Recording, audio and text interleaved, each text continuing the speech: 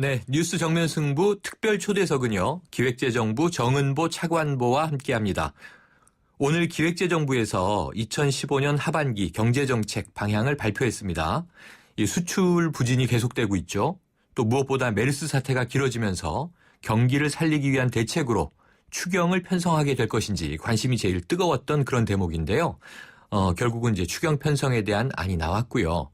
그럼 이제 추경이 편성되면서 문제는 뭐냐 하면 이 재정이 또 약화되는 것 아니냐, 재정 구조에 대한 또 지적이 있습니다. 사실 하나를 보강하면 다른 하나가 또 이제 문제가 생기게 되게 마련이죠. 지금 부동산을 위한 이제 대출 융자가 강화되니까 또 가계부채 문제가 이제 터지고 이제 그러지 않습니까? 이 균형을 맞추는 게 이제 재정 구조에서 보통 문제가 아닌데요. 거기에 대해서도 최경환 경제부총리는 어쨌든 답을 찾겠다라고 이제 강조하고 있는 그런 상황이죠. 그러니까 오늘은 이제 기획재정부의 정은보 차관보 연결해서 오늘 이제 발표된 하반기 경제정책 관련해서 다양한 이야기를 알아보겠습니다. 자, 정은보 차관보님 안녕하십니까? 예, 안녕하세요. 네. 일단 올해 성장률 전망이 하향 조정된 거죠? 그 배경은 예, 어떤 겁니까? 우선 저희 경제가 사실 올해 들어서 내수를 중심으로 좀 회복이 되는 모습을 보여왔습니다. 네. 그런데 전반적으로 세계 교역량이 하락하면서 저희도 수출에 있어서는 좀 부진한 모습을 보였고, 네. 특히 그 메르스에 따른 여파가 상당한 정도 국내 경제에 영향을 미치면서 네. 당초의 성장 경로를 하회할 것으로 예상이 돼서 저희가 기존에 3.8% 수준의 성장을 3.1% 수준의 성장으로 재조정을 하게 됐습니다. 물론 여기에는 최근에 세계 경제 전망에 대해서 OECD가 작년에 3.7% 수준에서 3.1% 수준으로 낮췄습니다. 네. 그래서 작년에 그 올해를 전망할 때의 전반적인 그 세계 경제나 경제 여건들이 네. 대부분 좀 당초의 예상보다는 저조했다는 것들을 좀 반영을 해서 네. 저희도 3.8에서 3.1로 하향 조정하게 됐습니다. 네, 그렇군요. 자, 말씀해 주신 대로 지금 수출 부진 문제가 있고요. 이건 이제 이 대외 교역 문제고, 하나는 이제 내수 경기 침체 문제가 있는데요. 이 메르스 사태가 말씀해 주셨지만 벌써 한 달을 넘기고 있지 않습니까? 이 우리 경제 전반에 현재 어떤 영향을 주고 있다고 보세요? 우선 그 메르스가 전반적으로 국민들의 불안 심리로 해서 특히 그 소비나 관광 여가와 같은 그 서비스 업종을 중심으로 해서 부정적인 영향이 현실화되고 있습니다. 네. 예를 들어서 백화점이나 대형마트를 중심으로 해서 매출액 추이를 보면 백화점 같은 경우에는 거의 30%, 대형마트도 한 10% 수준의 매출액에 있어서의 감소가 나타나고 있습니다. 네. 더 특히 또 저희 관광 산업과 관련해서는 국내 입국하는 관광객 수가 상당폭 줄었습니다. 네. 예를 들어서 지난 그 6월 달에 들어와서 평균적으로 관광객 수가 한 30% 해외 관광객의 국내 입국이 한 30% 정도 줄었습니다. 네. 그래서 이러한 그 이 소비나 관광 쪽에 있어서의 이러한 부정적인 영향이 결국은 소비 위축으로 이어져서 작년에 있었던 세월호 사태와도 비교해 봤을 때 네. 더 빠른 속도로 소비가 위축되는 모습을 보이고 있습니다. 네, 그렇군요. 이거 좀 안타까운 현상인데요. 그래서 이 경기 부양 효과를 제대로 내기 위해서는 결국 정부의 재정 확대 조치가 뒤따라줘야 하는 거 아니냐? 계속해서 이런 요구가 있어 왔고요. 정치권 역시도 이제 추가 경정 예상, 추경 불가피론을 계속 이제 내세워 왔는데요. 이 재정 보강 규모가 15조 원이나 되고요. 더 늘어날 수도 있다고 하는데 또 반대급부가 있습니다. 과연 이 재정 건전성 유지할 수 있다고 보세요? 기본적으로 저희가 이 현재의 어려운 경제 여건을 저희가 이 거시적인 정책 수단을 통해서 보완함으로써 네. 오히려 중장기적으로는 재정 건전성을 유지하는 데 도움이 될 거라고 오히려 저는 생각을 합니다. 네. 그 이유는 현재 그 메르스 사태와 같은 그러한 경제적 충격을 흡수하고 그다음에 민생 안정을 위한 재정 보강을 통해서 불가피하게 재정 건전성이 단기적으로는 악화될 수 있습니다만은 네. 이를 통해서 경기가 회복이 되고 GDP가 증가를 하게 되면 결국은 세입 확충의 토대가 되고 이를 통해서 오히려 중장기적으로는 재정 건전성을 확보할 수 있다고 저희는 생각합니다. 네.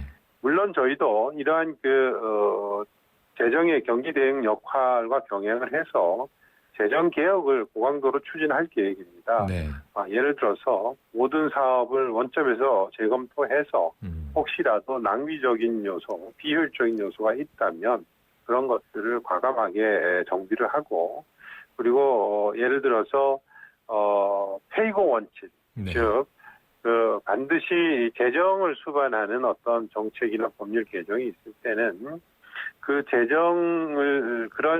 재정을 어떤 식으로 조달을 할 것인지에 대한 계획이 마련되어야 하는 네. 그런 페이고 원칙을 강화하고 그리고 재량적인 지출에 대한 재정 준칙들도 확대해 나감으로써 중장기 재정 건전성 유지를 위한 재정 측면에서의 노력도 병행해 나갈 그럴 계획입니다. 네, 재정 건전성 유지를 위한 여러 가지 조치도 해 나가시겠다. 또 페이고 원칙 말씀 주셨는데요. 지금 현재 이제 청년 실업률이 외환 위기 이후 최고 수준을 지속하고 있지 않습니까? 그래서 이 고용노동부에서는요, 청년 고용을 확대하기 위한 임금 피크제를 내놨는데요. 기획재정부 차원에서는 어떤 좀 방안들이 있을까요? 기본적으로 저희가 지금 생각하고 있는 와 관련된 기본적인 방향은 네. 잘 아시겠습니다만은 최근에 청년 고용에 있어서의 여러 가지 지표들이 크게 개선이 되지 못하고 있습니다. 네. 아울러서 내년부터는 만 60세의 정년이 법적으로 보장되는 것들이 시행됨에 따라서 네. 최근에 한 57세 정도가 정년의 일반적인 평균 연령인데 네. 그게 단기적으로 한 3년 정도 연장됨에 따른 마찰적인 청년 취업의 어려움이 가중될 걸로 생각을 합니다. 네. 그래서 이 두 가지 측면에서의 청년 고용의 어려운 점들을 해소하기 위해서 우선 늘어나는 정년만큼은 임금 피크제를 도입을 해서 네. 그쪽에서 절약된 임금 지출분을 청년 고용을 확대할 수 있는 재원으로 사용할 수 있도록 하는 방안 그리고 또 나아가서 이 유망 분야에 대한 청년들의 직업훈련 강화라든지 중견기업에 대한 인턴제 확대를 통해서 한 10만 정도의 추가적인 청년 고용이 이루어질 수 있도록 저희가 단기적인 대책도 마련을 해 나갈 그럴 계획입니다. 네, 그렇군요. 자, 아까 이 차관보님께서 메르스 사태로 인한 이 내수 경기 침체 부분, 이 위축에 대한 것은 좀 지표로 짚어주셨고요. 거기에 대한 대책 말씀 주셨는데 사실 우리나라 경제는 이 수출 의존도가 높지 않습니까? 그래서 수출을 우리나라 경제의 마지막 보루다 이렇게 부르기도 하는데요. 하지만 올해 들어서 우리나라 수출이 5개월 연속 감소했다. 이 수출 감소세를 극복하기 위해서는 어떤 대책들이 좀 제시됐나요? 우선 저희 최근에 이러한 수출 감소세는 사실 가격적인 요인들이 많이 있습니다. 네. 잘 아시겠습니다만은 저희는 1년에 한 1,000억 불 수준의 원유를 수입을 해 왔었습니다. 네. 그리고 그걸 바탕으로 해서 화학 제품들의 수출이 상당폭 저희 수출량에 기여를 해 왔는데 이 원유 수출 도입 단가가 거의 40-50% 정도 하락함에 따라서 네. 가격 기준으로의 수입이 상당폭 줄었습니다. 그거는 전 세계 교역량도 한 1, 4분기 중에 한 10% 수준 줄었습니다만은 저희 수출과 관련돼서는 저희는 한 3% 정도 가격 기준으로 좀 줄어서 네. 수출이 좀 위축되는 모습을 보였습니다. 그런 측면에서 보면 그래도 나름대로 저희는 선방을 하고 있습니다만 그래도 수출이 저희 경제 성장에 기여하는 바가 워낙 크기 때문에 네, 그렇죠. 수출에 대한 회복을 위한 여러 가지 정책적 노력을 하고 있습니다. 우선 중요한 것은 주력 수출 품목들이 산업 경쟁력을 확대할 수 있도록 하는 방안들을 저희가 검토를 하고 있습니다. 세제 지원을 포함해서 차세대 수출 유망 품목들을 적극적으로 개발할 예정입니다. 그리고 아울러서 단기적으로는 새로운 시장 개척이나 새로운 품목들 발굴을 중심으로 해서 무역금융을 14조 원 수준으로 확충을 해서 무역 관계 관련돼서의 자금상의 애로들을 저희가 해소해 줄 그럴 생각입니다. 아울러서 해외 투자를 적극적으로 촉진함으로써 외환 시장의 수급 여건을 좀 개선을 해서 전반적인 외환상에 있어서의 기업들의 부담들을 좀 줄여 나감으로써 수출과 관련된 기업들이 좀 더 우호적인 여건에서 수출을 해 나갈 수 있도록 여건을 조성해 나갈 계획입니다. 네, 차관모님, 그런데 이제 조금 저희가 뭐랄까요, 속상하다고 할까요? 이 이웃나라 일본을 바라보면서요, 초기에는 아베노믹스가 이제 막 밀어붙여질 때 좀 비판적으로 바라보는 시각이 많았는데, 이 최근에 엔저 효과로 인해서 일본 경제가 회복세를 보이고 있다 보니까 우리도 엔화나 유로화에 이어서 원화 가치를 좀 낮춰야 하는 것 아니냐, 이런 이야기도 이제 슬슬 나옵니다. 이번에 발표된 내용 중에 해외 투자 활성화 방안이 있던데요. 여기에 대한 좀 이 대안이 될 수 있을까요? 기본적으로 환율은 시장에서 결정돼서 외환 시장에 대한 정부의 역할에는 한계가 있습니다. 특히 원엔 환율의 경우에는 재정 환율이라고 해서 원달러 환율이 결정이 되고 엔달러 환율이 결정이 되면 원엔 간에는 계산된 환율이 적용이 되기 때문에 사실은